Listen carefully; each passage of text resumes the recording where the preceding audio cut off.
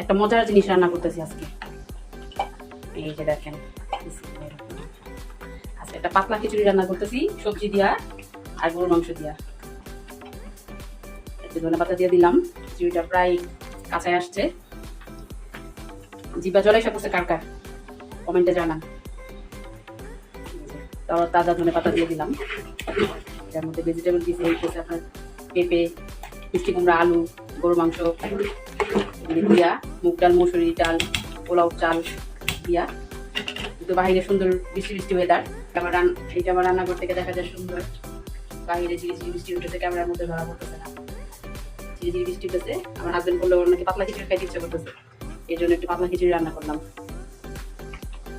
প্রায় হয়ে আসছে, এখন একটু বাগার দিয়ে দিব। শুকনো মরিচ, রসুন, পেঁয়াজ দিয়া বাগার দিয়ে দিব। খিচুড়ি রান্না করা শেষ, এখন একটু কালো জিরা দিয়া